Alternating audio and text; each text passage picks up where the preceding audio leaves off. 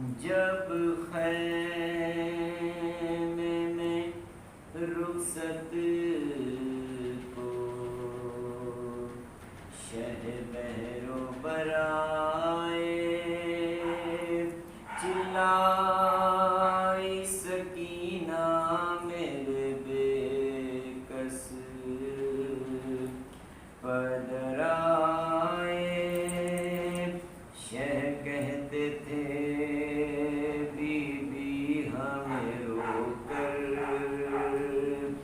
نہ رلاؤ پھر پیار کرے ہم تمہیں منہ آگے تو لاؤ وہ کہتی تھی ہمراہ مجھے لے کے تو جاؤ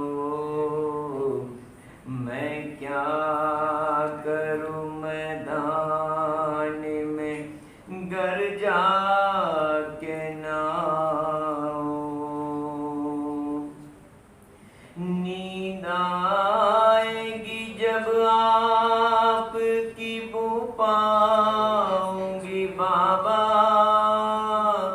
نیند آئے گی جب آپ کی بو پاؤں گی بابا میں رات کو مقتل میں چلی آؤں گی بابا چلی آؤں گی بابا نیند آئے گی جب آپ کی بو پاؤں گی بابا چلی آؤں گی بابا فرمایا نکلتی نہیں سیدانیہ باہر سینے پہ سلائے گی تمہیں رات کو مادر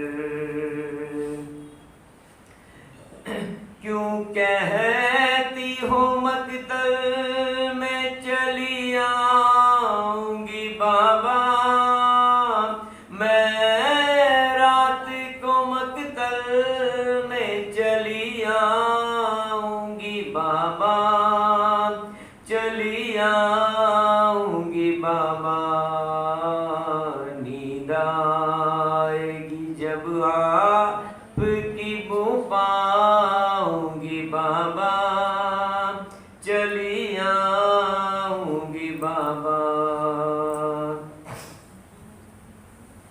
ننھے سے کلیجے پہ میرے چلتی ہے تلوار کھلتا نہیں کیوں آپ نے باندھے ہے یہ ہتھیار میں آپ کو کھو کر نہ کبھی پاؤں گی بابا میں رات کو مقتل میں چلی آؤں گی بابا چلی آؤں گی بابا نیند آئے گی جب آپ کی بو پاؤں گی بابا چلی آؤں گی بابا آتی ہے بلا سر پہ تو پہلے مجھے مارو مر جاؤں گی بابا نہ سدھارو نہ سدھارو جاؤ گے جہاں میں بھی وہی آؤں گی بابا میں رات کو مقتل میں چلی آؤں گی بابا چلی آؤں گی بابا نیند آئے گی جب آپ کی بو پاؤں گی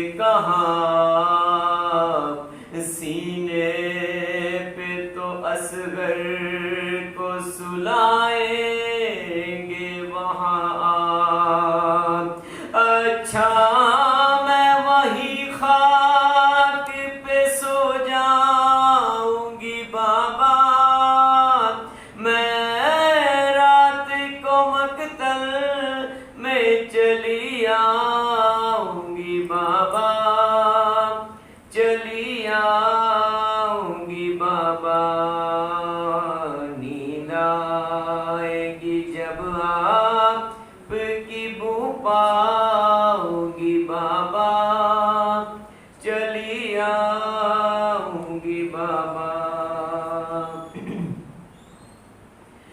आने दो अगर प्यास से कशियाएगा बाबा, तुम जीते रहो पानी भी मिल जाएगा बाबा। मैं आपको देखूंगी तो जी जाऊंगी बाबा, मैं रात को मकतल में चली आऊंगी बाबा, चली आऊंगी बाबा। नींद आएगी जब आपकी बू पाऊंगी बाबा, चली आऊंगी बाबा। रे कुछ दूर न थे हम कि तुम्हें नींद न आई, क्या होएगा जब होगी महीनों की जुदाई। बीबी ना कहो मैं नहीं सो पाऊंगी बाबा, मैं रात को मकतल में चली आऊंगी बाबा, चली आऊंगी बाबा। नींद आएगी जब आपकी बू पाऊंगी बाबा, चली आऊंगी बाबा। वो हाल यानी सब नहीं हो सकता है मरकूम, जिस वक्त छुटी बाप से वो दुख तर मजलूम। नौहा था यही जिस का न जी पाऊंगी बाबा, मैं रात को मकतल में चली आऊंगी बाबा, चली आऊंगी बाबा। नींद आएगी जब आपकी बू पाऊंगी बाबा, चली आऊंगी बाबा, चली आऊंगी बाबा। नारे सवाल। الفاتحة.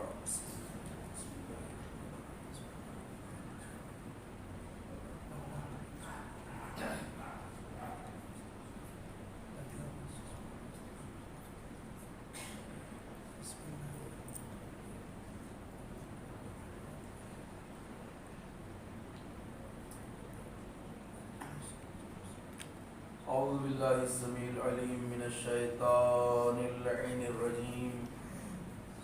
حسبنا الله ونعم الوكيل، نعم المولى ونعم النصير. بسم الله الرحمن الرحيم.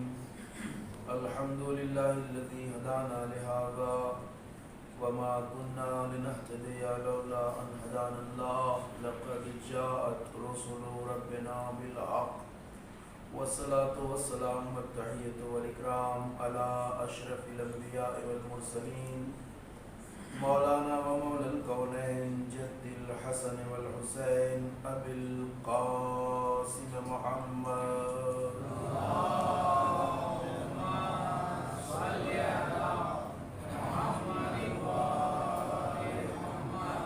وعلى آله الطيبين الطاهرين المعصومين المظلومين، ولعنة الله الدائمة الباقية الأبدية على أعدائهم وقاتليهم وغاصبي حقوقهم أجمعين من الآن إلى قيام يوم الدين. أما بعد، فقد قال الله سبحانه تبارك وتعالى وهو أصدق القائلين. بسم الله الرحمن الرحيم. انما ولیکم اللہ ورسولہ والذین آمنوا الذین یقیمون الصلاۃ ویؤتون الزکاۃ وهم راکعون. صلوات پڑھیں گے محمد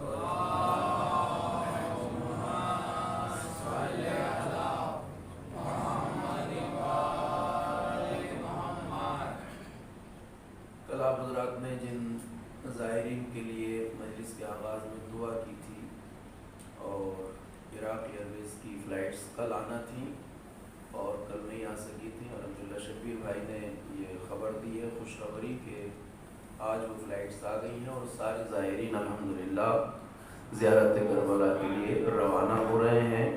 پروردگار ان سب کو اپنے حفظ و امان میں رکھے اور ان کی زیارت کو قبول فرمائے اور ہم سب کو بھی انشاءاللہ ان کے ساتھ شریک اور شامل فرمائے. شبیر بھائی کے فرزند مولانا آپ حضرات کے درمیان موجود ہیں. ان کے سفر اور نجف جانے میں بھی جو موانع اور مشکلات اور رکاوٹیں ہیں، بارگاہ الہی میں دعا کرتے ہیں کہ پروردگار جلد از جلد ان رکاوٹوں کو برطرف فرمائے. سلسلہ گفتگو شریعت اور نظام ولایت کے حوالے سے جاری ہے اور اس آیہ ولایت جس کی تلاوت کا میں نے شرف حاصل کیا ہے اس کے ذیل میں بہت سے عرائض میں نے آپ کے گوش گزار کیے ہیں اور یہ بات ابتدائی گفتگو میں عرض کی گئی تھی کہ ولایت ان ہستیوں کی ہمارے اوپر ہے کہ جن ہستیوں کے احکام شریعت کی شکل لے لیتے ہیں، یعنی جو ارباب ولایت ہیں انہی کے مطالبات کا نام شریعت ہے.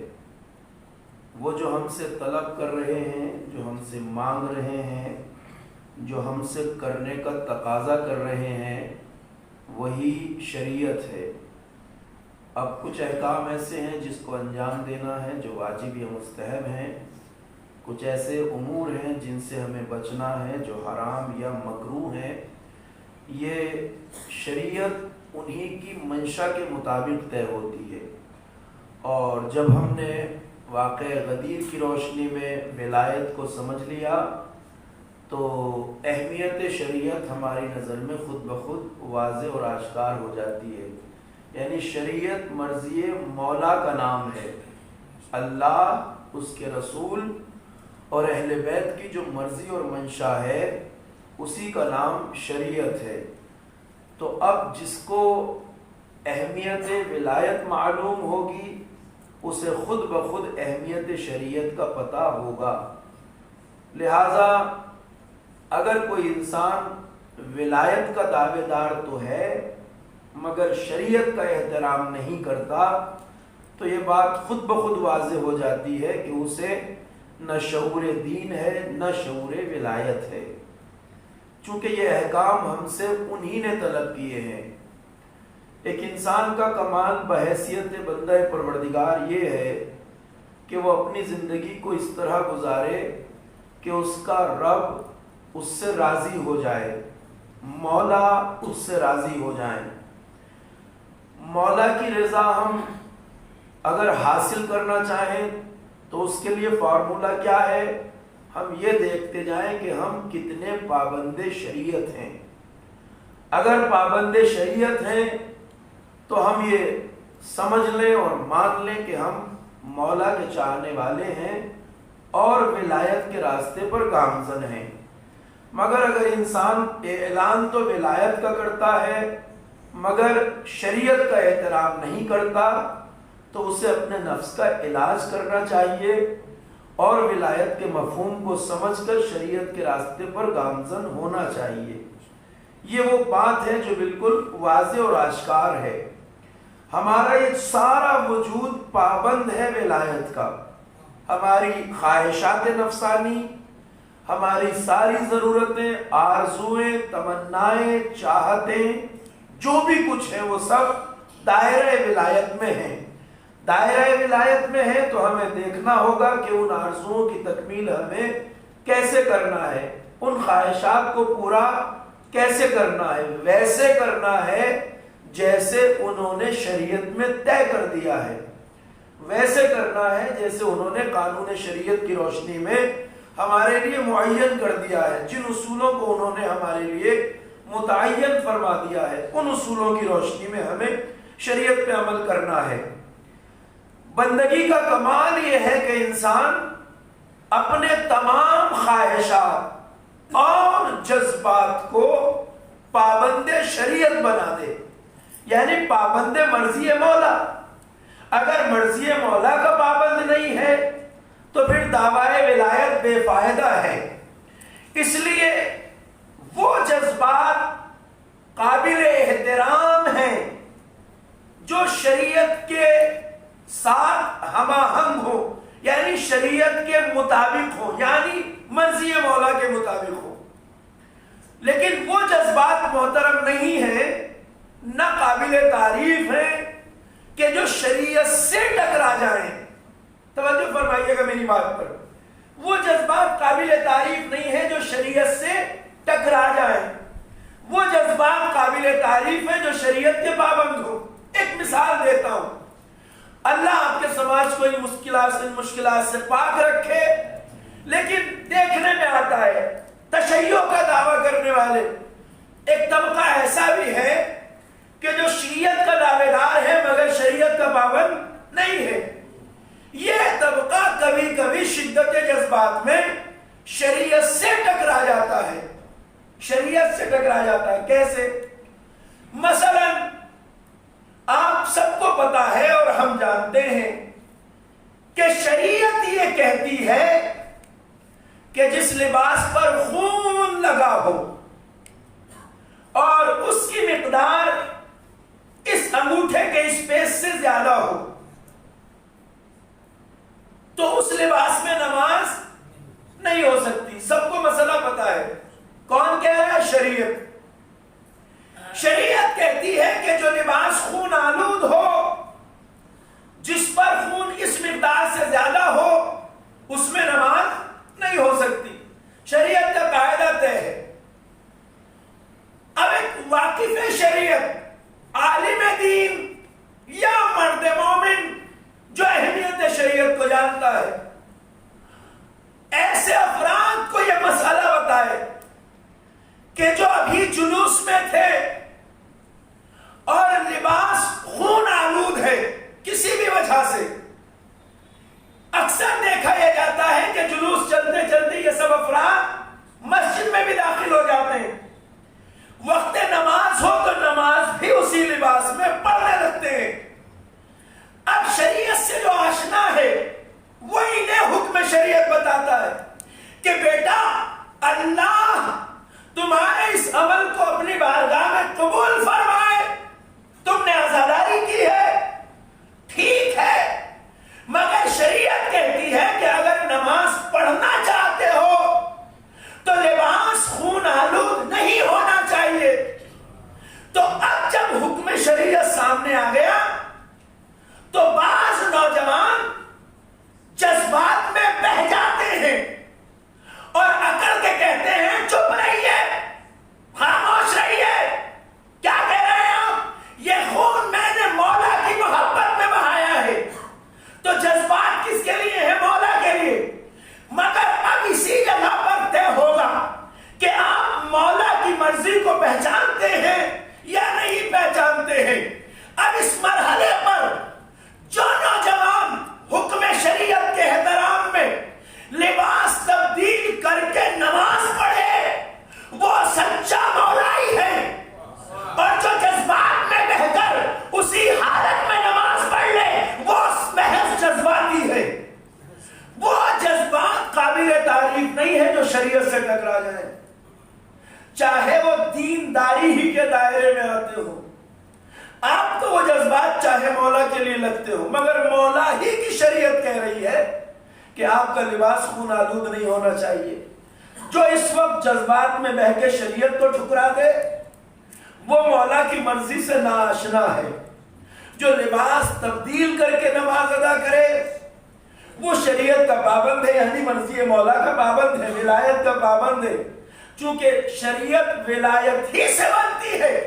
میں نے وضاحت پیش کر دی ہے پوری تفصیل سے گزشتہ بیانات میں، کیونکہ اگر جذبات مولا کے لیے بھی ہیں تو مولا کی مرضی کے پابند ہونے چاہیے۔ اگر ہم نے اپنے جذبات میں بہہ کر مولا کی مرضی کو ٹھکرا دیا تو کوئی کمال نہیں ہے، کوئی کمال ہے ہی نہیں۔ اگر ہم نے مرضی مولا کا پاس و لحاظ نہ رکھا، شریعت مرضی مولا کا نام ہے، جہاں جذبات میں بہے اور مرضی مولا کو پامال کر دیا کوئی خوبی نہیں ہے۔ خوبی یہ ہے کہ انسان مرضی مولا کا خیال رکھے، شریعت جو کہہ رہی ہے اس پر عمل کرے، دین جو کہہ رہا ہے اس کا احترام کرے۔ دین کی بے احترامی ولایت کی بے احترامی ہے، دین کی بے احترامی حکم مولا کی بے احترامی ہے۔ بات واضح؟ مان لیجیے جذبات ہیں مولا کے لیے، مگر پھر بھی دیکھنا ہوگا مولا کیا چاہتے ہیں۔ اب آپ اپنے آپ کو فرض کریں، ایک جگہ آپ کو لے چلتا ہوں، فرض کریں ہم اگر اس دن مدینے میں ہوتے، کس دن؟ جس دن شہزادی کا دروازہ جلایا جا رہا تھا اور امیر المومنین کے گردن میں رسی کا پھندا ڈالا جا رہا تھا، تو ہمارے جذبات آج کیا کہہ رہے ہیں؟ میرے جذبات یہ کہہ رہے ہیں کہ اگر میں اس دن مدینے میں ہوتا تو قسم خدا کی جو کچھ میرے ہاتھ لگتا میں وہ لے کر دشمنوں پہ ٹوٹ پاتا۔ اپنے مولا کی گردن میں رسی کا پھندا میں نہیں دیکھ سکتا۔ میرے جذبات کس کے لیے ہیں؟ مولا کے لیے ہیں، اور واقعی میرے جذبات کہتے ہیں کہ میں نہ رکتا۔ مرضی مولا بہت بلند شے کا نام ہے، اس کے لیے اپنے نفس کو کیسے سیٹل کرنا ہوتا ہے۔ اب جو میرے اور آپ کے جذبات کہہ رہے ہیں کہ اگر ہم ہوتے تو دشمنوں پہ ٹوٹ پڑتے، ذرا یہ تصور کیجئے، کیا اس دن مدینے میں سلمان فارسی نہیں تھے جو ایمان کے 10 درجوں پہ فائز ہے، علی کا وہ چاہنے والا جو ابتدائی شیعہ ہے، تشیع کی بنیاد ہے افراد۔ ہمارا تو 1 درجہ بھی طے نہیں ہے ابھی، ان کے 10 درجے طے ہیں، ان کا درجہ بہت بلند ہے۔ جو ہمارے جذبات کہہ رہے ہیں وہ انہوں نے کیوں نہیں کیا؟ ابو ذر غفاری بھی تھے جن کے ایمان 9 درجوں پہ فائز ہیں، انہوں نے ایسا کیوں نہیں کیا؟ عمار یاسر بھی تھے، انہوں نے ایسا کیوں نہیں کیا؟ جب مجھ جیسا شیعہ یہ سوچتا ہے کہ میں ہوتا تو ٹوٹ پڑتا، تو سلمان نے یہ کیوں نہیں کیا؟ اس لیے کہ سلمان کا شعور ہم سے زیادہ تھا۔ توجہ فرمائیے گا، جتنا ہمارے جذبات کہہ رہے ہیں اس سے کہیں زیادہ جذبات سلمان کے دل میں تھے، ابو ذر کے دل میں تھے، عمار کے دل میں تھے، مگر انہوں نے جذبات میں آ کر حملہ کیوں نہیں کیا؟ اس لیے کہ نظر مرضی مولا پہ تھی۔ ارے جب ہمارا مولا چپ ہے تو ہمیں بھی چپ رہنا ہے، چاہے جذبات کچھ بھی کہہ رہے ہو، مگر نظر مرضی مولا پہ تھی، کیونکہ مولا تو خود وہ ہے جو فاتح خیبر ہے، مولا تو وہ ہے جو خود قاتل مرحب و عنتر ہے، علی کے پاس تو ابھی بھی وہ ذوالفقار ہے نا۔ جب مولا صبر کر رہے ہیں تو اپنے جذبات کو کچل کے مرضی مولا کا دھیان رکھنا، تب انسان کو درجہ ملتا ہے سلمان فارسی کا۔ اب میں منبر سے ایک بات کہہ رہا ہوں، اگر سلمان اس دن جذبات میں آ کے ہماری اور آپ کی طرح ٹوٹ پڑتے دشمنوں پر، تو وہ ہماری طرح کے شیعہ تو کہلاتے، مگر وہ درجہ حاصل نہ ہوتا جو زبان رسالت معاف سے حاصل ہوا۔ سلمان منا اہل بیت، سلمان ہم اہل بیت میں سے ہے۔ اتنا بڑا درجہ تب ملتا ہے جب جذبات کو کچل کے خود کو مرضی مولا کا پابند بنایا جاتا ہے۔ ایک صلوات پڑھیے بر محمد و آل محمد۔ صلی اللہ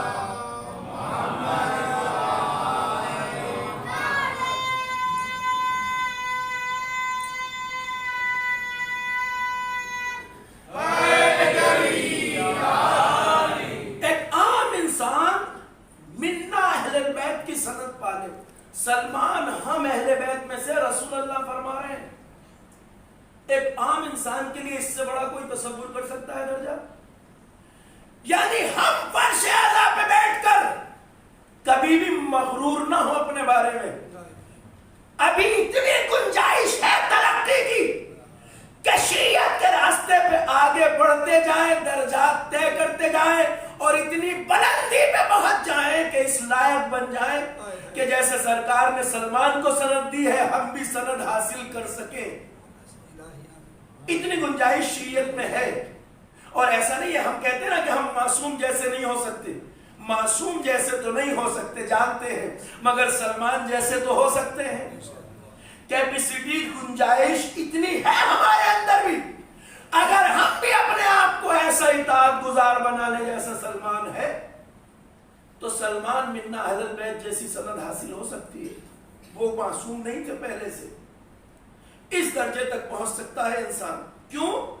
جب اپنے جذبات کو کچل کے شریعت کا احترام کرے، مرضی مولا کا احترام کرے. شریعت مرضی مولا ہے. اب اگر کوئی ماتم کر کے جذبات میں بہہ جائے تو اس کا مطلب اس نے مرضی مولا کو کچل دیا ہے. ایسے جذبات کی کوئی اہمیت نہیں ہے. شریعت کا احترام ہر حال میں ضروری ہے چونکہ یہ مرضی مولا ہے. جب ہم یہاں بہت جائیں تو وہ درجہ کتنا بلند ہے. اچھا آپ آئیے دوبارہ.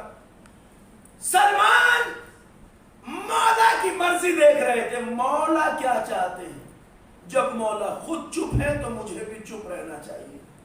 مگر نہ سلمان ہم سے 10 گنا زیادہ ہیں ایمان کے درجات میں اور ان کے جذبات ہم سے زیادہ تیز تھے مگر خاموش تھے کیونکہ مرضی مولا کیا ہے جانتے ہیں.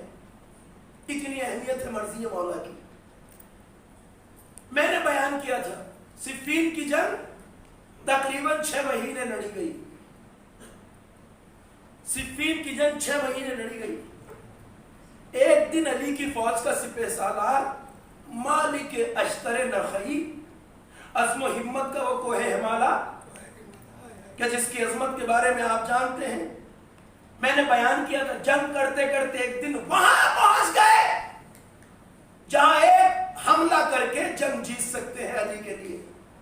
آپ اس مجاہد کے جذبات کا اندازہ لگا سکتے ہیں جس نے دن رات 6 مہینے جنگ کو جیتنے کے لیے محنت کی ہو، زخم اٹھائے ہو اور آج وہ وہاں کھڑا ہے ایک حملہ کر کے جنگ جیت سکتا ہے. ایسی حالت میں وہ سازش ہوئی جسے میں پڑھ چکا ہوں. قرآن نیزوں پہ اٹھے. علی کی فوج میں کچھ جاہلوں نے بغاوت کی. کہا یا علی تلوار کھینچ لی. کہ یا علی مالک کو واپس بلائیے ورنہ ہم آپ پر حملہ کر دیں گے. مصلحت یہ تھی کہ اب مولا مالک کو واپس بلائے. مولا کا حکم پہنچا. سپہ سالار وہاں کھڑا ہے جہاں ایک حملہ کر کے 6 مہینے کی محنت کو نتیجے پہ پہنچا سکتا ہے. کوئی جذبات کا اندازہ لگا سکتا ہے مالک اشتر کے؟ جنگ جیتے گا بھی تو مولا کے لیے. جس نے دن رات محنت کی ہو جنگ جیتنے کے لیے اس کو آ کے مولا کی طرف سے ایک خادم کہتا ہے کہ مالک جس حالت میں ہو اسی حالت میں واپس آ جاؤ، مولا کا حکم ہے. ہم جیسا کوئی ہوتا تو کیا کہتا؟ ارے کیا کہہ رہا ہوں، پہلے جنگ جیت لو، بہت محنت کی ہے، دن رات لڑا ہوں، اس پوائنٹ پہ آ کے پیچھے نہیں ہٹ سکتا. جنگ بھی تو مولا ہی کے لیے کر رہا ہوں.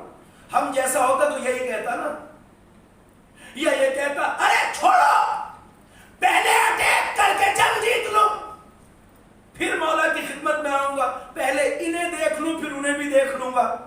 ہے کچھ بھی کہہ سکتے تھے. جنگ کس کے لیے جیتتے؟ مولا کے لیے. محنت کس کے لیے تھی؟ جنگ صفین جیتنے کی. مولا کا سپہ سالار ہے. مگر مالک اشتر اسے نہیں کہتے جو مولا کا حکم آنے کے بعد چون چلا سے کام لے. مالک اسے کہتے ہیں ادھر مولا کا حکم آیا، ادھر جیتی ہوئی جنگ کو چھوڑ کر مالک نے تلوار نیام میں رکھ لی، سر جھکا کے علی کی خدمت میں واپس آ گئے. جیتی ہوئی جنگ جو چھوڑ دے مولا کی مرضی کے لیے اسے مالک اشتر کہتے ہیں. ہم جیسا آدمی جیتی ہوئی جنگ چھوڑ دے گا؟ ہم جذبات میں بہ جاتے ہیں، مولا اتنے مہینے محنت کی ہے میں نے، دن رات لڑا ہوں، اب چھوڑ دوں، سامنے دشمن ہے، امیر شام کا گلا کاٹ کے آتا ہوں، ابھی آپ کا بہت بڑا دشمن ہے یہ ملعون، میں جنگ فنش کر کے آؤں گا، ختم کر کے آؤں گا، آپ کے لیے جنگ جیتوں گا مولا۔ لیکن جو جذبات میں بہ جائے اسے مالک نہیں کہتے۔ جیسے ہی پتہ چلا مولا کا حکم آ گیا ہے کہ جنگ روک دی جائے، مولا نے اب کہہ دیا بات ختم، ایسی جیتی ہوئی جنگ کو چھوڑ کے مالک واپس آ گئے۔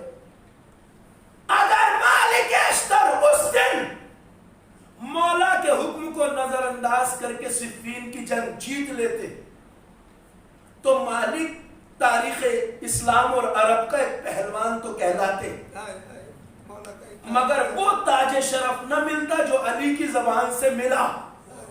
وہ تاج شرف ایسا ہے جس پر ساری کائنات قربان کی جا سکتی ہے، صدقے کی جا سکتی ہے، ٹھوکر ماری جا سکتی ہے۔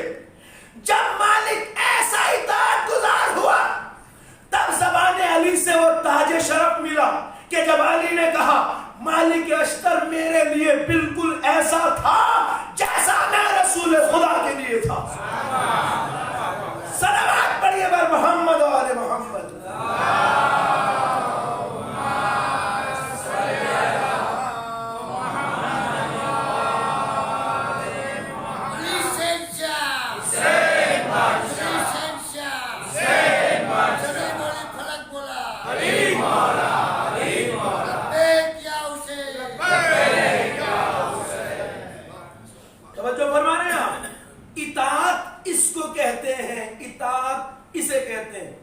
ہم شریعت کے چھوٹے چھوٹے احکام برداشت نہیں کر پاتے، اکڑ جاتے ہیں۔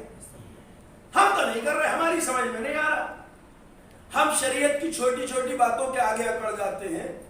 اس نے جیتی ہوئی جنگ کو چھوڑا چونکہ مولا چاہتے ہیں۔ کمال اکڑنے میں نہیں ہے، کمال جذبات میں بہ جانے میں نہیں ہے، کمال ہے اطاعت مولا میں۔ دیکھیے معرفت کے دروازے ہیں، معرفت کے میزان ہیں، معرفت کے جو گوہر یہاں سے ملتے ہیں انہیں ہمیں سبق کے طور پہ لینا چاہیے۔ مجلس درسگاہ ہے نا، تو درسگاہ کی طرح ہونا چاہیے۔ اب یہ کیا کہ آدمی 50 سال تک مجلس میں آئے اور پھر بھی دین کے بارے میں کچھ نہ جانتا ہو، اس کا مطلب وہ درسگاہ میں نہیں آیا۔ بھائی آپ اگر کسی کالج یا یونیورسٹی میں جاتے ہیں تو چند سالوں میں، انگشت شمار سالوں میں آپ پی ایچ ڈی کر کے نکل جاتے ہیں یونیورسٹی میں، ہمیشہ تھوڑی رہتے ہیں۔ اگر مجلس اعظم اوپن یونیورسٹی ہے تو ہم 50 سال تک وہیں کہاں کھڑے ہیں جہاں پہلے بھی تھے۔ ہر مجلس سے معرفت میں اضافہ ہونا چاہیے یا نہیں؟ تو مجلس کو درسگاہ کی طرح لیجئے، یہ درسگاہ عمل ہے۔ آپ انصاف سے بچائیے، قسم کھا کے بتائیے، اگر ایک مجلس سے ایک بات بھی اچھی لے کے اٹھیں تو سال میں کتنا علم ہمارا بڑھے گا؟ کتنی مجلسیں سنتے ہیں سال میں؟ اگر ایک مجلس سے ایک بات بھی لیں تو یہ فرش اعلیٰ پہ بیٹھنے والا جوان دین کے بارے میں پی ایچ ڈی کی صلاحیت حاصل کر سکتا ہے۔ مگر ہم مجلسوں کو ویسا بنائیں جیسا آل محمد نے چاہا ہے۔ اکڑنا نہیں ہے شریعت کے سامنے، مولا کا حکم آ جائے تو جذبات کچھ بھی کہے، اطاعت کرنا ہے، فرما برداری کرنا ہے، سر جھکانا ہے، اکڑنا نہیں۔ دیکھیے ہمارے مراجع کرام وہ بیان کرتے ہیں جو حکم مولا ہے، وہ اپنی جیب سے فتوے نہیں بیان کرتے، وہ قرآن اور سنت یعنی سیرت اور احکام معصومین سے بیان کرتے ہیں حکم شریعت کو۔ ہمیں ہضم نہیں ہوتا، یہ ہماری سرکشی ہے۔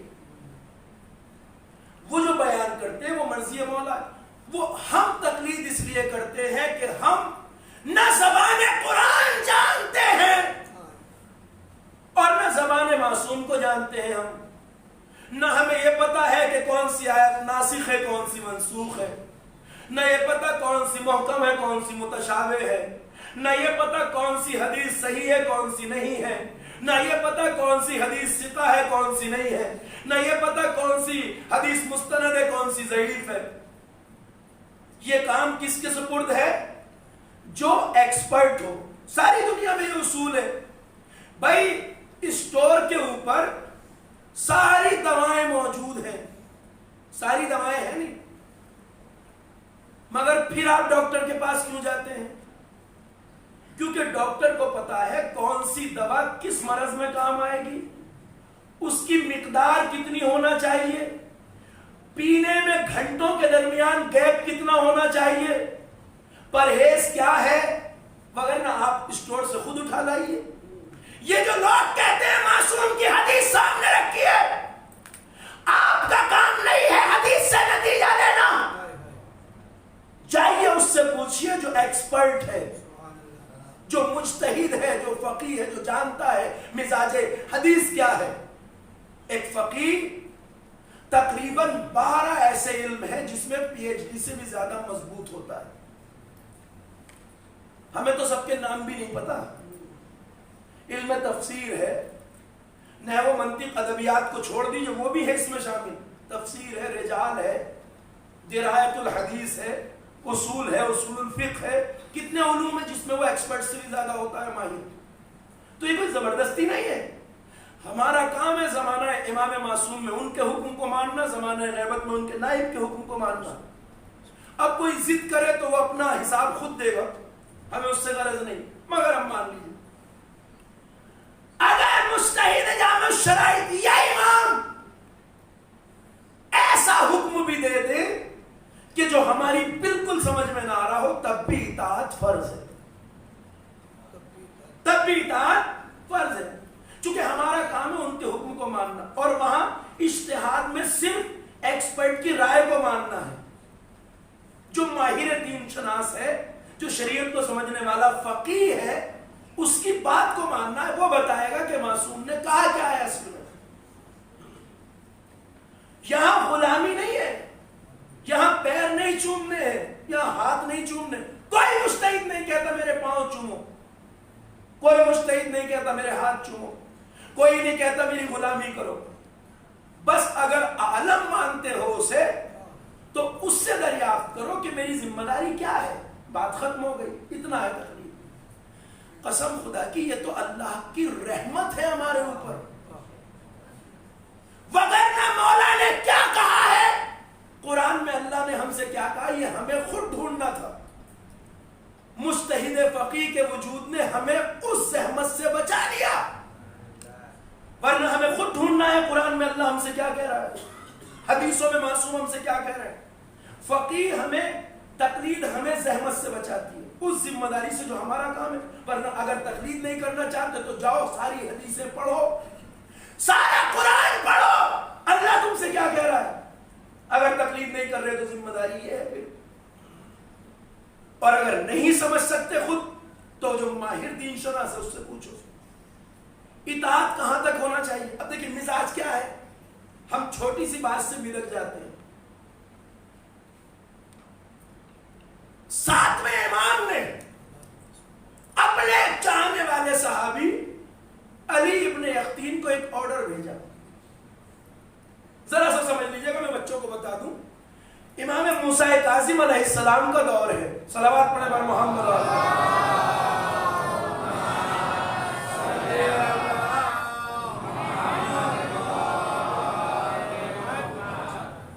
امام موسیٰ کاظم کا دور ہے، 7ویں امام کا.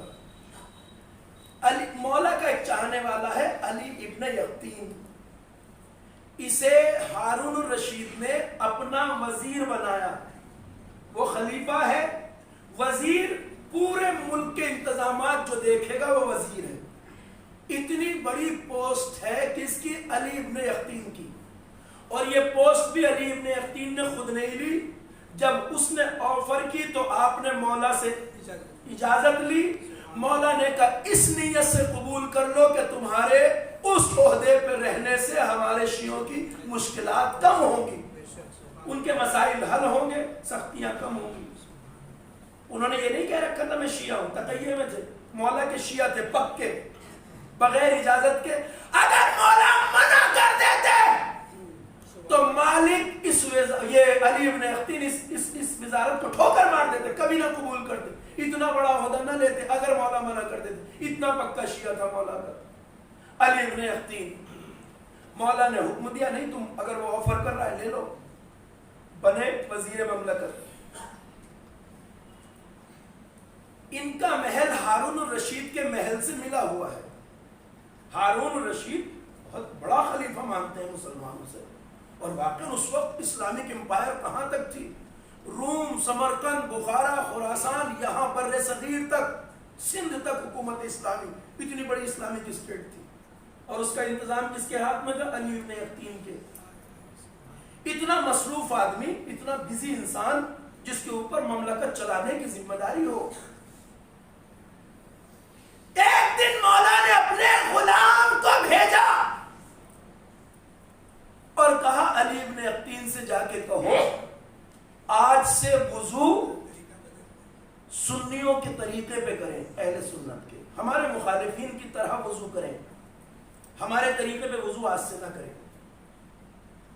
اب اگر کوئی ہم سے سنیوں کی طرح ہاتھ باندھ کے نماز پڑھنے کو کہہ دے, امام وقت ہو یا ولی فقیہ ہو یا مجتہد, تو ہمارا حال کیا ہوگا پتا ہے؟ دل میں پیچ و تاب کھائیں گے, ہم ہضم نہیں کریں گے آسانی سے, جبکہ یہ مزاج نہیں ہونا چاہیے. اگر اہمیت شریعت کو اور ولایت کو جانتے ہو تو کبھی ایسا نہیں ہونا چاہیے.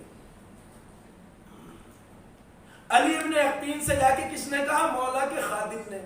علی آج سے وضو ہمارے طریقے پہ نہیں کرنا ہے, اہل سنت کے طریقے پہ کرنا ہے. اپنے گھر میں, اپنے محل میں وضو کرنا ہے, گھر میں کرنا ہے. تو وہاں تو یہ سوچ لیتے یہاں کوئی مجھے دیکھ تھوڑی رہا, میں تو اپنی طرح کروں. لیکن اطاعت کا تقاضا یہ ہے اب مولا نے جو کہہ دیا ہے نا اسی طرح کرنا ہے, گھر میں اسی طرح کر رہے ہیں. اچھا ایک بات بتائیے, اگر اس آرڈر کے آنے کے بعد علی ابن یقطین, میں کہہ رہا ہوں ذمہ داری سے, اس حکم کے آنے کے بعد اگر علی ابن یقطین اہل بیت کے طریقے پہ وضو کرتے تو وضو جائز ہوتا نہیں, آج جائز نہ ہوتا. مزاج شریعت کو سمجھیے نا. اب جو انہیں مولا نے کہہ دیا ہے وہی وضو ان کے لیے صحیح ہے, ان کے لیے. آج اگر گھر کی کوٹھڑیوں کے اندر بھی بیٹھ کے علی ابن یقطین اہل بیت کے بتائے ہوئے طریقے پہ وضو کریں گے تو باطل ہوگا. شریعت یہ ہے, معرفت کے درجات ہیں. ممکن ہے کسی کے ذہن میں یہ بات نہ سمائے, وہ مجھ سے بات کرنے آ کے, مگر میں بڑی ذمہ داری سے کہہ رہا ہوں, چونکہ اب جو مولا نے کہہ دیا ہے آج سے تمہارا وضو ان کے طریقے پہ ہونا چاہیے. اور علی ابن یقطین اپنے گھر میں اسی طریقے پہ وضو کرنے لگے. ذرہ برابر بھی بغاوت نہیں پیدا ہوئی نفس میں, یہ بھی نہیں پوچھا کیوں, کیا بات ہے, نہیں, مولا نے کہہ دیا بات ختم. علی ابن یقطین نہیں جانتا, مولا جانتے ہیں. مولا جانتے ہیں کیوں کہہ رہے ہیں اس سے. ہوا کیا تھا تاریخ بتاتی ہے, ایک چغل خور نے ہارون الرشید سے جا کے کہا, ہارون جسے ساری حکومت اور مملکت دے رکھی ہے یہ علی ابن یقطین, پتا ہے کون ہے؟ کہ کون ہے؟ کہ یہ موسیٰ کاظم کا شیعہ ہے, پکا شیعہ, پکا شیعہ ہے یہ. ہارون الرشید نے کہا میں کیا کہہ رہے ہو؟ کہ میں جو کہہ رہا ہوں سچ ہے, یقین سے کہہ رہا ہوں, یہ پکا شیعہ ہے یہ امام موسیٰ کاظم کا. کہا دیکھ بات تو بہت بڑی کہہ رہا ہے, میرا وزیر پسندیدہ بھی ہے, مجھے بہترین طریقے سے حکومت کے انتظامات دیکھتا ہے, میرا وزیر ہے, مگر سن اگر ثابت ہو گیا کہ وہ موسیٰ کاظم کا شیعہ ہے تو میں اس کی گردن کٹوا دوں گا, اور اگر نہ ثابت ہو سکا تو تیری خیر نہیں. کہا میں پکے یقین سے کہہ رہا ہوں. پہلے دیکھیں مولا ہماری کس طرح حفاظت کرتے ہیں. میں نے کہا علی ابن یقطین کو نہیں پتا, مولا کو پتا ہے. راز کیا ہے؟ اسی طرح جو چیز مجتہد جانتا ہے وہ تم نہیں جانتے. ہمارا کام ہے اطاعت کرنا, فرمانبرداری کرنا. امام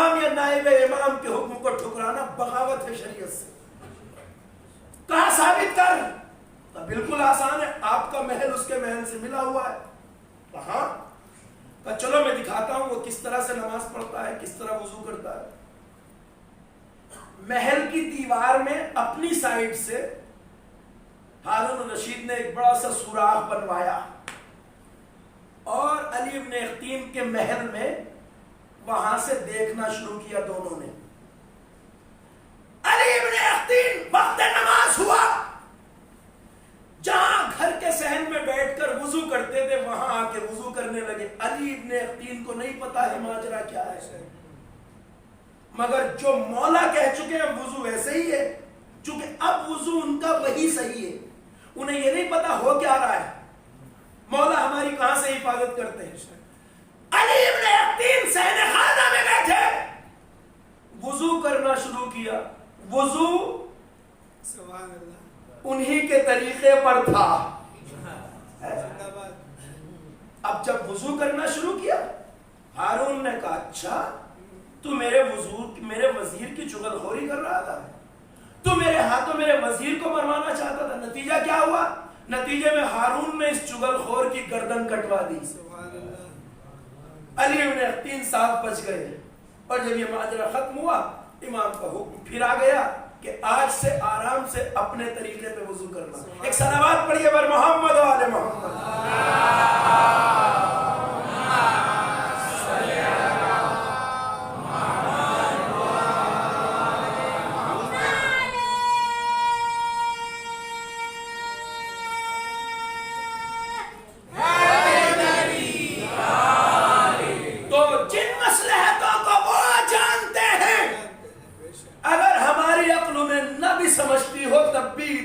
ضروری ہے، تب بھی اطاعت ضروری. ہم اپنی چھوٹی سی عقل کو اگر شریعت میں داخل کرنے لگے تو ہم خود کیوں نہ مجتہد بن جائیں؟ بھائی اگر اپنی ہی عقل چلانی ہے تو اپنے اوپر مجتہد کا لیبل لگا لو. آج سے خود کو آیت اللہ العظمیٰ لکھنا شروع کر دو نا. ہمارا کام ہے اطاعت کرنا. فروع دین میں تقلید واجب ہے، اپنی عقل نہیں چلانا ہے، حکم کو ماننا. یہ ہے کمال دین، اور یہی ائمہ نے ہمیں سمجھایا اور بتایا ہے. دیکھیے یہی صفین ہے، یہی جنگ صفین. قسم خدا کی میں نے کہا ہے، شروع دن سے کہہ رہا ہوں، تاریخ سے سبق لیجئے، عبرت لیجئے تاریخ سے. علی سے بغاوت کرنے والے اس ٹولے نے صفین کے میدان میں علی سے بغاوت کر کے ایک نعرہ لگایا. میں بہت بڑی بات کہنے جا رہا ہوں، بڑے احتیاط سے. الفاظ بھی بہت سہل استعمال کر رہا ہوں، وضاحت بھی پوری کروں گا تاکہ کسی کے ذہن میں کوئی خلش باقی نہ رہ جائے. کبھی کبھی ہم آنکھ بند کر کے نعرے کے پیچھے دوڑتے ہیں. نعرہ بہت اچھا ہو سکتا ہے، مگر آنکھ بند کر کے ہر نعرے لگانے والوں کے پیچھے مت جائیے. پہلے یہ سمجھ لیجئے نعرے کے پیچھے چھپا ہوا مقصد کیا ہے. بہت بڑی بات کہہ رہا ہوں، توجہ سے سنیے گا. پہلے یہ سمجھ لیجئے نعرے سے مقصد کیا نکالنا چاہتے ہیں. یہ باغی ٹولہ جس نے یہ جنگ علی کو نہیں جیتنے دی تھی صفین کی، اس نے بغاوت کرنے کے بعد کچھ لوگوں کو اپنے ساتھ ملا لیا اور ایک گروہ تیار ہوا اور علی کے خلاف ایک نعرہ لگا صفین کے میدان میں. وہ نعرہ جس کو علی نے بھی غلط نہیں بتایا. بہت گہری بات کہہ رہا ہوں، اس لیے ٹھہر ٹھہر کے کہہ رہا ہوں. علی کے خلاف ایک نعرہ لگا اس باغی ٹولے کی طرف سے. نعرہ کیا تھا؟ لا حکم الا للہ. لا حکم الا للہ مطلب حکومت صرف اللہ کی ہے، کسی اور کی نہیں. یعنی نہ علی کی نہ معاویہ کی. خوارج ان کا نعرہ یہ تھا حکومت بس اللہ کی ہے، نہ علی کی نہ امیر شام کی. اور پورے صفین کے میدان میں یہ نعرہ گونج رہا ہے. آپ بتائیے نعرہ غلط ہے؟ नारा तो सही है, हुकूमत तो अल्लाह की है ना। अल्लाह हमारा खालिक है, मालिक है, पैदा करने वाला है, मालिक है मुतलक, खालिक है मुतलक, असली मालिक हमारा वो है। नारा इतना सही था कि अली ने भी नहीं कहा नारा गलत है। बारीकी को समझिएगा, बहुत एहतियात से बात कर रहा हूं। अली ने भी नहीं कहा नारा गलत है। मैं फिर कह रहा हूं, हमेशा नारा मत देखिए, सिर्फ नारे के पीछे छुपा हुआ मकसद देखिए। क्या कहा अली ने? अली ने कहा, अपने जो सहाबी खेमे में बैठे थे, चाहने वाले सहाबी जो खेमे में बैठे थे, अली ने, ये नहजुल बलागा है, जिसका दिल चाहे जाके पढ़ लो। अली से बगावत करने वाले एक नारा लगा रहे थे, ला हुक्मा इल्ला लिल्लाह, हुकूमत बस अल्लाह की है। अली ने अपने सहाबियों से कहा, आवाज आ रही है, क्या नारा लग रहा है? कहा मौला। का क्या नारा लग रहा है? का मौला ये जाहिल कह रहे हैं ला हुक्मा इल्ला लिल्लाह, हुकूमत बस अल्लाह की है। अली ने कहा, सुनो, ये जो नारा लग रहा है ना, कलेमतु हक्किन, नारा हक है, नारा सही है, हाँ अल्लाह हाकिम है हमारा। वयुरादु बिहल बातिल, मगर इस नारे से इनका मकसद जो है वह बातिल है। यानी अल्लाह की हाकिमियत का नारा अगर अली की विलायत से बगावत के लिए है तो नारा हक है, मकसद बातिल है। नारा हक है, मकसद, फिर सुनिए, नारा हक है, मकसद। अब जितने गैंग आज मरजइयत के खिलाफ हैं, वो नारा लगा रहे हैं अली वलीउल्लाह, हम भी उनसे वही कहेंगे, नारा हक है, मगर अगर उसकी आड़ में मरजइयत से बगावत कर रहे हो तो नारा हक है, मकसद बातिल है।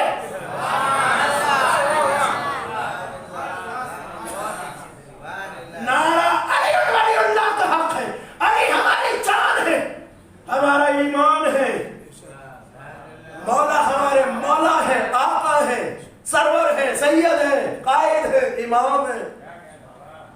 अली वलीउल्लाह तो हमारी जान है, रूह है, मगर अगर इसकी आड़ में तुम उन्हीं के नायबीन से बगावत कर रहे हो, मिला लीजिए सिद्दीन को ना। मैं तो कह रहा हूं ये आईना इबरत है जो मैं आपको सुना रहा हूं। सलावत पढ़िए बर मोहम्मद आले मोहम्मद।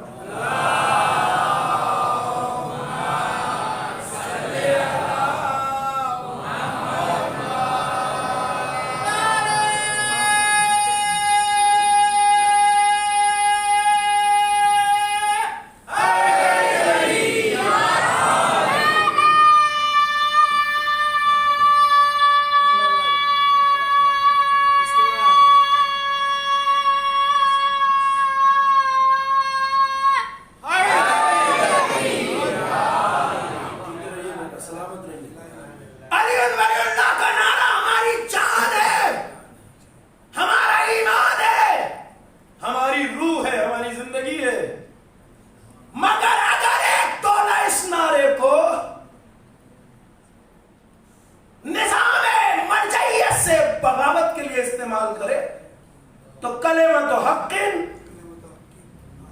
व युरादु बिहल बातिल, वैसे ही जैसे कलेमा ला इलाहा इल्लल्लाह जो वो लगा रहे थे, ला हुक्मा इल्ला लिल्लाह, नारा हक था।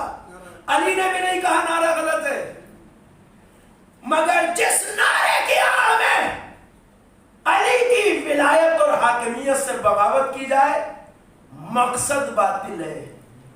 उसी तरह इन लोगों की जबान पे अली वलीउल्लाह नारा हक है और उसकी आड़ में फुक़हा से बगावत बातिल है। मैंने कहा तारीख को इस तरह सुनने की आदत डाली, मैं बड़ी मेहनत कर रहा हूं इस सिलसिले में। कल हम सिद्दीन में नहीं थे, मगर आज हैं हम। ऐसा न हो जिस तरह इस नारे के जरिए अली से दूर बहुत सारों को कर दिया गया, आज हमें भी कोई इस निजाम से जो नियामत इमाम का फरीजा अंजाम दे रहे हैं दूर ले जाए। ہوشیار رہنے کی ضرورت ہے. میں نے کل آپ سے کہا تھا شیعہ پختگی عقل کا نام ہے. جو شعور محکم ہو، مضبوط ہو، سمجھتا ہو گہرائی سے حالات کو. صفین وہ درد ہے جو علی کے دل سے کبھی نہیں نکلا. علی کا دل خون ہو گیا، خون کلیجہ علی کا منہ کو آ گیا ان جاہلوں کی جہالت سے. ایسے خشک تقوی والے جو بدبخت اس بات پہ توبہ کر رہے تھے کہ ہم نے علی کا ساتھ کیوں دیا صفین میں. دن رات توبہ کرتے تھے، دھوپ میں پڑے ہوتے تھے جنگلوں میں، جیسے اونٹ کے گھٹنے ہو جاتے ہیں نا، گھٹنے. اتنے رکوع سجدے کر رہے تھے، رو رو کر ان کی پیشانیوں پر اور گھٹنوں پر ایسے گٹھے پڑ گئے تھے جیسے اونٹ کے پاؤں پہ پڑ جاتے. ایسے لوگ ایسے ہوتے ہیں. ان کے اندر کتنی قساوت ہے آپ دیکھیے. ان کے سامنے آپ ان پاکیزہ ہستیوں کا نام لے کے دیکھیے جن کے ہاتھ میں آج عزت شیعت کا علم ہے. پھر دیکھیے کتنے کوڑ مغز ہیں. ان کے سامنے آپ سید حسن نصر اللہ کا نام لے کے دیکھیے. ان کے سامنے آپ شہید قاسم سلیمانی کا نام لے کے دیکھیے، وہ جنہوں نے حرم زینب کبریٰ کا تحفظ کیا. وہ مرد میدان جنرل سلیمانی جس نے داعش کی کمر توڑ کے رکھ دی. ایسا حسینی سورما جس نے اپنی جان دے دی اللہ کی راہ میں. آج ہم 1 کروڑ جائیں یا 10 کروڑ جائیں کربلا، یہ اس شہید کی محنتوں کی برکتوں سے ہے.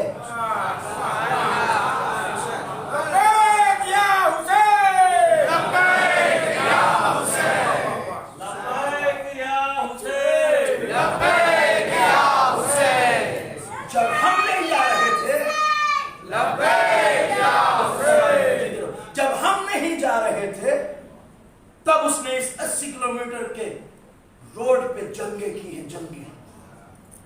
نہ جانے کتنے ساتھیوں کے اس کے سر، میں نے بیان کیا تھا، کاٹ کاٹ کے گلے ان کے نیزوں پہ رکھ دیے گئے تھے. شہید محسن حججی کا نام سنا ہے آپ نے؟ وہ جوان جس کا گلا بے دردی سے کاٹا داعش والوں نے. ایسے ایسے جوانوں نے یہ راستے کلیئر کرائے ہیں اور کربلا جا رہے ہیں اور نعوذ باللہ برا بھلا انہی کو کہہ رہے ہیں جنہوں نے یہ راستہ کھلوایا. اس سے بڑی بے شرمی، بے حیائی اور بے غیرتی ہو سکتی ہے؟ تم میں جرأت نہیں تھی تب تک جانے کی جب تک انہوں نے اپنا خون دے کے راستے کلیئر نہیں کرائے. آج جا رہے اور انہی کے اوپر نعوذ باللہ لعنت پڑھتے جاتے ہو. اس سے بڑی بے شرمی کیا ہو سکتی ہے؟ داعش 1-2 دن کے لیے نہیں آئے تھے. داعش 30 سال کے لیے اتارے گئے تھے، 30 سال کے لیے. اور ان کو وہی کام دیا گیا تھا کہ پورے مڈل ایسٹ کو، اسلامی دنیا کو تباہ کر دو، اینٹ سے اینٹ بجا دو. جو حال انہوں نے ان شہروں کا کیا. حلب اور موصل کی تصویریں دیکھیے، کھنڈر میں تبدیل کر دیا ہے. کھنڈر میں یہ دولت اسلامیہ نام تھا بس، اسلامک اسٹیٹ، وگرنہ جو حکومت کرنے آتا ہے وہ ملکوں کو اور شہروں کو اجاڑتا نہیں. چونکہ ایسے اجاڑ دیا ہے کہ بتاتے ہیں رپورٹس اگلے 50 سال تک ان شہروں کی رونق دوبارہ ویسی بحال نہیں ہو سکتی جیسے وہ پر رونق تھے. انہوں نے 1,000 سال پرانی مسجدوں کو ڈائنامائٹ سے اڑایا. انہوں نے اصحاب رسول کی قبروں کا مسمار کیا. انہوں نے اصحاب رسول کی قبروں کو، حجر ابن عدی کی لاش کھود کے لے گئے. ایسے جلادوں کو بھیجا تھا جنہوں نے مسلمان عورتوں کو زنجیروں میں باندھ باندھ کر موصل اور حلب کے بازاروں میں بیچا. کون تھے یہ وہ تھے جنہوں نے بے شرمی سے بچوں کو ذبح کیا، بچوں کو ذبح کیا. سیریا اور عراق کی سڑکیں رنگین تھی، چھوٹے چھوٹے بچوں کے گلے کاٹنے میں انہیں آیا نہیں آتی تھی. الیکٹرک آروں سے انسانوں کے گلے کاٹے ہیں انہوں نے، الیکٹرک آروں سے. ویڈیوز آپ دیکھ نہیں پائیں گے. ایسے اندھے اور شیطنت مزاج تھی یہ بدبخت. یہ خوارج تھے عصر حاضر کے. لا الہ الا اللہ کہہ کے انسانوں کو ذبح کرتے تھے. इलेक्ट्रिक कारों से गले काटे हैं इन्होंने। इन हिंदे जिगर खारा की औलादों ने इस सदी में भी लाशों का सीना चीर के दिल निकाल के कैमरे के आगे चबाए हैं, कलेजा जैसे हिंदा ने चबाया था।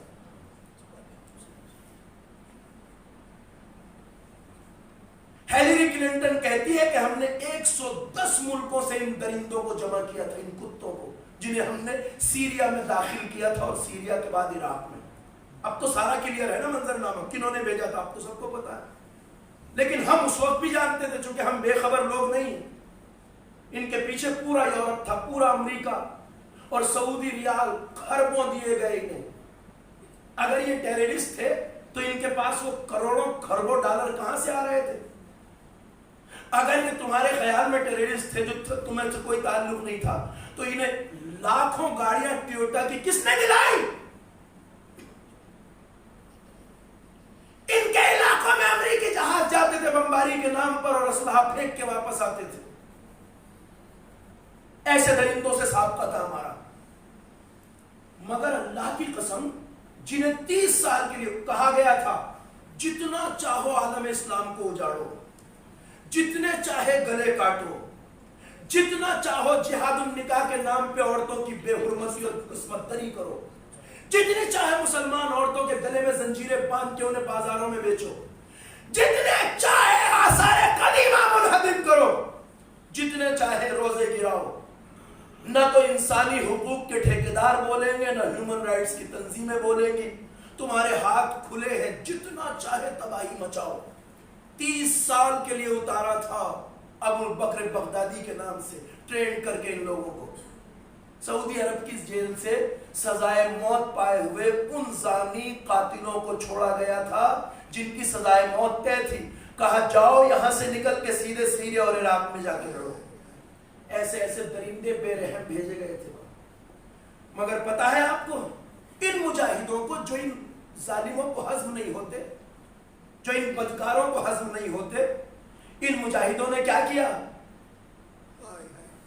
आज भेजने वाले सर जोड़ के बैठे हैं, सर जोड़ के, और इस बात पर रिसर्च कर रहे हैं कि जिन्हें 30 साल के लिए उतारा था, ऐसा क्या हुआ कि 3 साल से भी कम अरसे में इन्हें रद्दी कागज की तरह मोड़ के कूड़ेदान में फेंक दिया गया।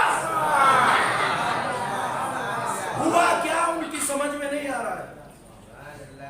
और एक नतीजे पे वो पहुंचे, उन्होंने कहा हमारा प्लान पूरा मुहकम था, मंसूबा पूरा कवि था, कहीं झोल नहीं था। गलती कहां हुई? जब उन्होंने अपनी गलती को तलाश किया तो वो ये समझ गए कि हमसे गलती ये हुई कि पहले ही मरहले में हमारा सामना उस कौम से हो गया जो जीना भी करबला से सीखती है, मरना भी करबला से सीखती है।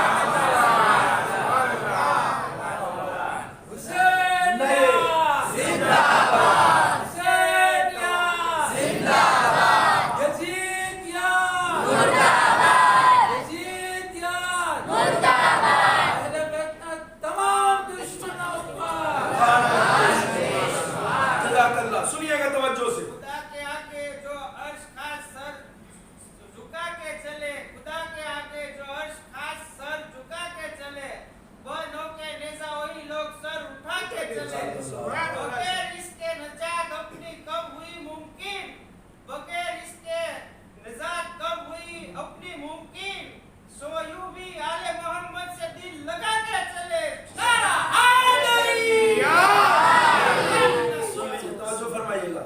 मैंने आपसे बता दिया, जिन्हें 30 साल के लिए प्रोजेक्ट किया गया था, वो 3 साल से भी कम अरसे में इतनी दौलत होते हुए, इतने असलहे होते हुए क्यों गारत हो गए? उन्हें यह पता चला कि खराबी ये हुई कि पहले ही मरहले में सामना हुसैनियों से हो गया। न उन्होंने ज़ैनब कुबरा के रोजे की तरफ गलत नजर उठाई होती, न उन्हें इस तरह जिल्लत की मौत नसीब हुई होती। پتا ہے آپ کو، میں شاید کچھ سال پہلے جب آیا تھا اس وقت وہ حالات چل رہے تھے، اور میں نے، مجھے یاد ہے آپ سے اپنی بات کہی تھی، جنہوں نے حجر بن عدی کی لاش نکال لی تھی نا، ان درندوں نے اس وقت یہ کہا تھا کہ اب ہمارا اگلا ٹارگیٹ زینب کا روضہ ہے، زینب کا روضہ. اور ان کے ہاتھ میں درباری مفتیوں کے فتوے ایسے ہی ٹنگے تھے جیسے قتل حسین کے فتوے دیے گئے تھے کل یزید کے دور میں، اور اس میں لکھا ہوا تھا کہ زینب کے روضے پہ قبضہ کر کے وہی کریں گے جو حجر کی قبر کے ساتھ کیا ہے. میں اس لیے کہتا ہوں تاریخ سے غافل مت رہیے. ایک آواز تھی جس نے سیریا اور عراق کا نقشہ بدل دیا، وہ آواز تھی اس مرد مجاہد کی، اس جوان کی جو اسی فرش عزا پہ پلا تھا، جس نے بیروت کے چوراہے پہ کھڑے ہو کر پوری دنیا کے پرنٹ اور الیکٹرک میڈیا کے سامنے یہ اعلان کیا تھا، وہی جو بعض لوگوں کو ہضم نہیں ہے. سید حسن نصر اللہ نے پوری دنیا کو خطاب کر کے کہا اور زینب کے روزے کی طرف ہاتھ اٹھا کے کہا تھا، اے بی بی زینب کبریٰ، آپ کے ہاتھوں میں ایک بار رسم بن چکی ہے، اب اپنے جیتے جی دوبارہ آپ کو قید نہیں ہونے دیں گے. انصاف سے بتائیے زینب کے روزے پہ ان درندوں کا قبضہ ہو جاتا تو زینب دوبارہ قید نہ ہو جاتی. اسے کہتے ہیں مردانگی، یہ بناتی ہے کربلا، یہ سکھاتا ہے فرش عزا. کہا بی بی ایک بار آپ اسیر ہو کے شام و کوفہ جا چکی ہیں، اب جیتے جی اسیر نہیں ہونے دیں گے. اسے کہتے ہیں مردانگی. قسم خدا کی ان جوانوں نے حق ادا کر دیا. دیکھ نہیں رہے ہو آپ، جن کے پیچھے ساری دنیا کی سپر طاقتیں تھی، انہوں نے اپنی ساری طاقت جھونک دی ایک روزہ گرانے کے لیے، مگر زینب کبریٰ کا روزہ آج بھی سر اٹھائے کھڑا ہے. اور سارے وہ درندے ذلت کی موت مر گئے ہیں. حرم کے اطراف میں ان شیعہ نوجوانوں نے، ان مجاہدوں نے، ان غیرت دار کربلائیوں نے ان وقت کے یزیدوں کی اتنی لاشیں گرائی تھی، اتنی لاشیں گرائی تھی، خود بھی جانے دی. ایسا نہیں ہے کہ ان لاشوں کو ٹرکوں میں بھر کر ان کے ملکوں کو بھیجا تھا. ٹرکوں میں بھر کے لاشیں سعودی عرب بھیجی گئی تھی، پاکستان بھیجی گئی تھی، افغانستان، اور اس کے ساتھ یہ لیٹر لکھ کے بھیجا تھا ان حکومتوں کو جنہوں نے ان درندوں کو بھیجا تھا. کہا لو اپنی ان نجس لاشوں کو اپنی زمین پہ دفن کرنا، یہاں ہم ان نجس لاشوں کو دفن بھی نہیں ہونے دیں گے. معمولی بات سمجھتے ہیں آپ؟ سلام کرو ان مجاہدوں کو جنہوں نے جبین وقت پہ لکھ دیا کہ کربلا آج بھی زندہ ہے. ہم سمجھتے ہیں کربلا ختم ہو گئی، کربلا جاری ہے، کربلا آج بھی جاری ہے، حسینیت آج بھی زندہ ہے. یہ میں بتا رہا ہوں آپ سے.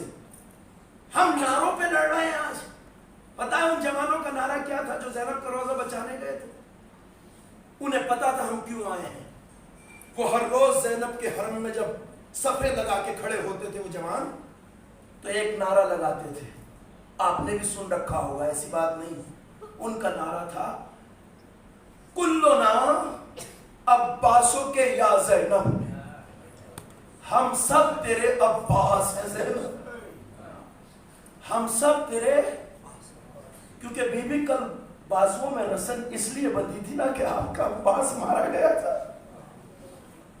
بی بی جب تک رگوں میں خون ہے اب روزے پہ قبضہ نہیں ہونے دیں گے. قسم خدا کی ان جوانوں کو سلام کیا کرو جنہوں نے داعش جیسی طاقت کی ناک رگڑ دی اور شہزادی کے روزے پہ آنچ نہیں آنے دی. ان کی مذاق مت اڑاؤ، ان کی توہین مت کرو. ان بے شرموں کو سمجھاؤ کہ وہ ہیں جنہوں نے عزت شیعت کو بچا کے رکھا. میں نے اس دن کہا تھا نا، اگر یہ جوان نہ ہوتے تو ہم تاریخ کو منہ دکھانے کے لائق نہ ہوتے. تاریخ ہمارا گریبان پکڑتے پوچھتی اتنے سارے زینب کو ہائے زینب کہہ کے رونے والوں، تم کہاں تھے جب زینب کا روزہ خطرے میں تھا؟ پوچھا تو ہم سے بھی جاتا نا. ہم سے پہلے جا کے انہوں نے فریضہ ادا کر کے ہماری عزت کو بچا لیا, ہماری آبرو کو بچا لیا, ورنہ ہم بھی منہ دکھانے کے لائق نہ ہوتے.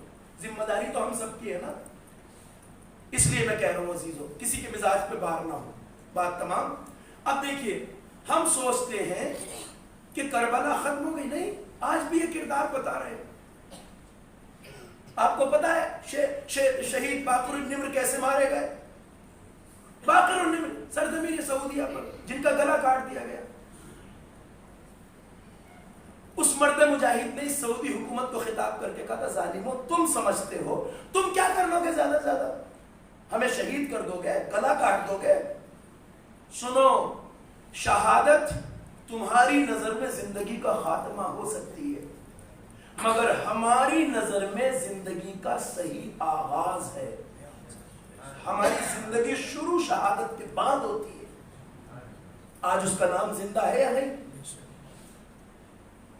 وہ شیخ ابراہیم زقزاقی جس نے 6 بیٹے اللہ کی راہ میں دے دیے, جس نے 6 بیٹے دے دیے. آسان ہے, 7 بیٹوں میں سے بس 1 بیٹا زندہ بچا ہے, 6 بیٹے مارے جا چکے ہیں, مگر اس کے پائے سے بات میں لفزش نہیں. ایک ہی دن اس کے 4 بیٹے مارے گئے, ایک دن میں, اور اگلے اٹیک میں اس کے 2 بیٹے مارے گئے. جس دن ابراہیم زقزاقی اپنے 4 بیٹوں کی نماز پڑھا رہے تھے نا, تو نماز پڑھنے والا مجمع رو رہا تھا, مگر یہ باپ جو نماز پڑھا رہا تھا نہ لہجے میں تھر تھراہٹ تھی, نہ آنکھوں میں آنسو تھے, نہ بدن لرز رہا تھا. پتا ہے آپ کو ایسا استقلال, احساس میں ایسا حوصلہ کہاں سے ملتا ہے؟ سوچ سکتا ہے کوئی جس کے 4 بیٹوں کی لاشیں سامنے رکھی ہو, وہ باپ سیدھا بھی کھڑا ہو سکتا ہے؟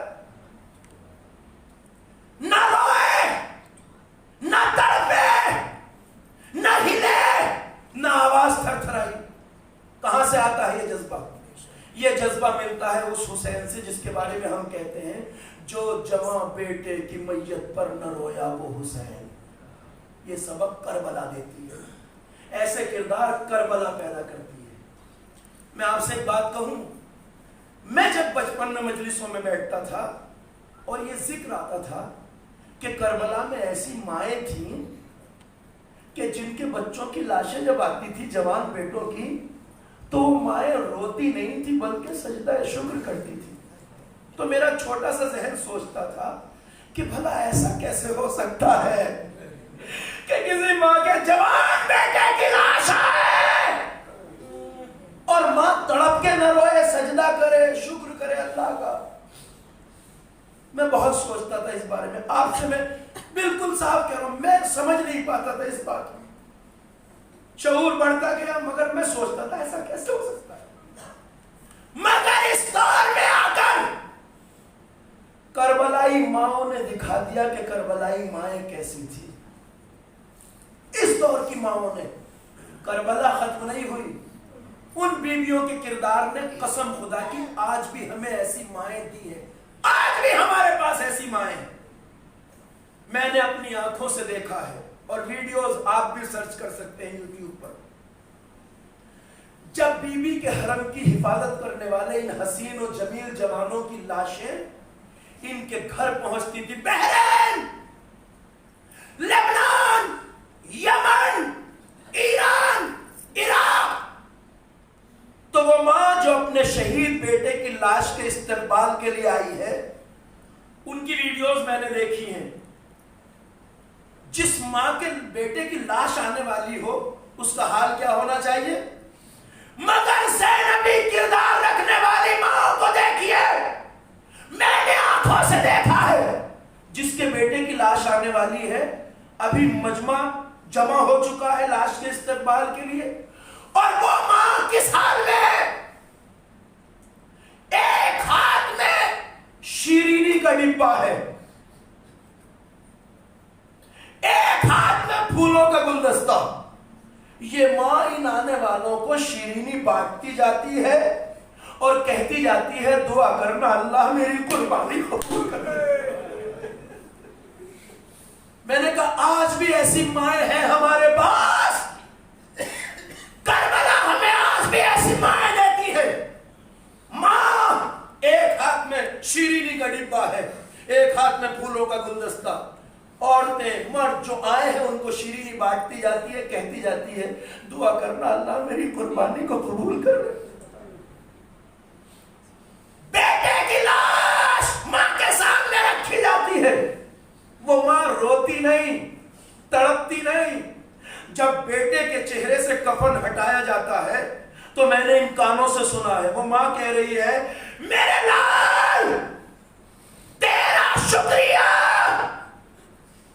तूने मेरे दूध का हक अदा कर दिया। मेरे लाल तेरा शुक्रिया कि तूने मुझे ज़ैनब की बारगाह में मुंह दिखाने के लायक बना दिया, तूने मुझे शहजादी ज़हरा की बारगाह में सुरखरू कर दिया। मेरे लाल ये माएं आज भी ऐसी हैं, और क्यों ना हो, ये ज़ैनब की पाली हुई माएं हैं, ये करबला की गोद में पलने वाली माएं हैं।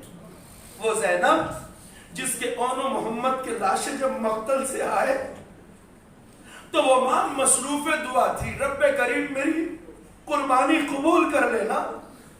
ज़ैनब मुसल्ले पर थी, औनो मोहम्मद के लाशें आए, फिजा दौड़ी दौड़ी आई, कहा शहजादी उठिए उठिए मुसल्ले से, देखिए आपके शहजादे मक्तल से वापस आए हैं। ज़ैनब ने कहा फिजा क्या कहा, वापस आ गए? मैंने वापस आने के लिए तो नहीं भेजा था। फिजा ने हाथों को जोड़ के कहा शहजादी जरा आके तो देखिए किस हालत में आए। ज़ैनब उस खेमे में आई जहां एक तरफ जख्मी हालत में औन लेटे थे, एक तरफ मोहम्मद, ज़ैनब के दोनों बेटे, जख्मी बदन, टुकड़े टुकड़े लाशें।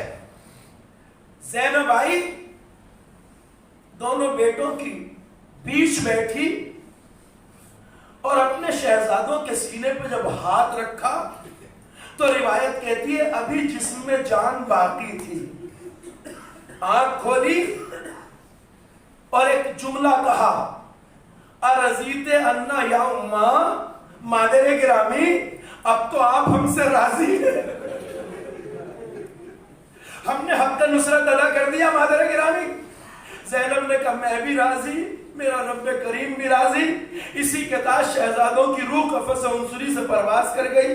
ज़ैनब ने अल्लाह की बारगाह में हाथ बुलंद किए, परवरदिगार मेरी कुर्बानी को कबूल कर ले। करबला की माओं ने आज भी ऐसी माएं दी हैं। आपने सुन रखा है, बस मसाइल के दो फिक्रे कहूंगा मजलिस तमाम हो जाएगी। आपने सुन रखा है ज़ैनब वो मां है जो करबला में भी अपने बेटों को नहीं रोई, और मोहम्मद को नहीं रोई। दोनों बेटों के सर नौके नेजा पर करबला से शाम तक चले गए, ज़ैनब अपने बेटों को नहीं रोई।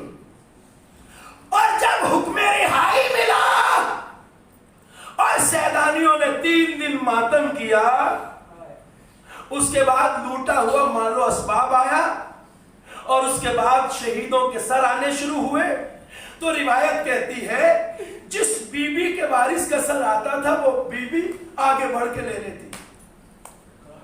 अजरकुम अल्लाह।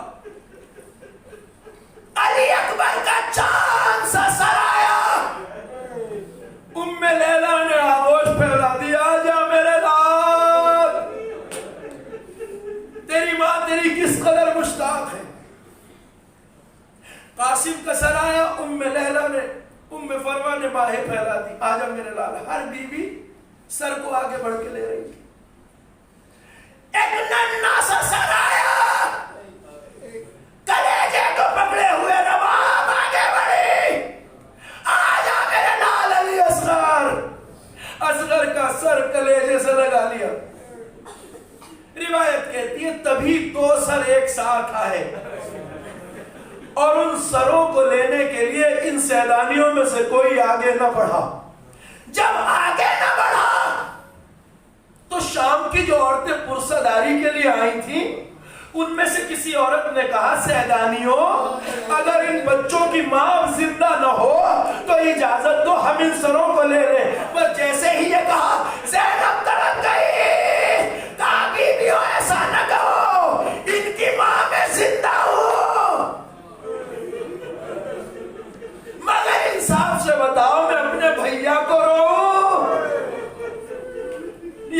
گود کے بالوں کا ماتم کروں؟ اجرکم اللہ. زینب نہ کربلا میں روئی، نہ شام و کوفہ کے بازار میں، اور نہ شام میں اون محمد کو روئی.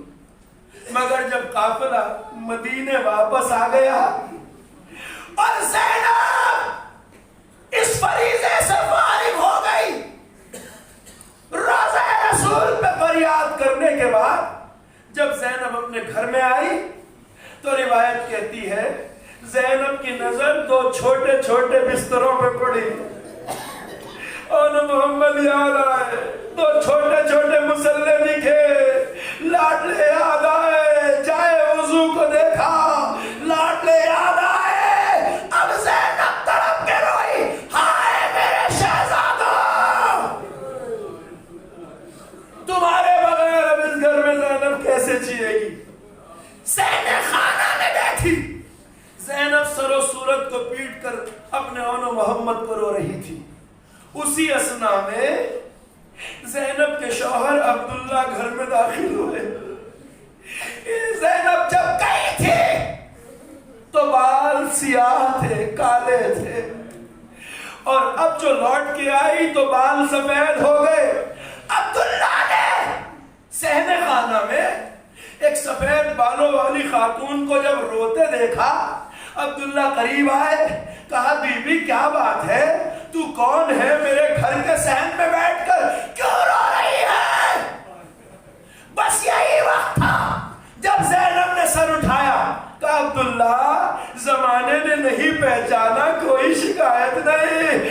عبداللہ اب تم بھی نہیں پہچانتے، میں زینب ہوں. عبداللہ میرا گھر کربلا میں لٹ گیا، میرا بھیا مارا گیا، میرے لال مارے گئے.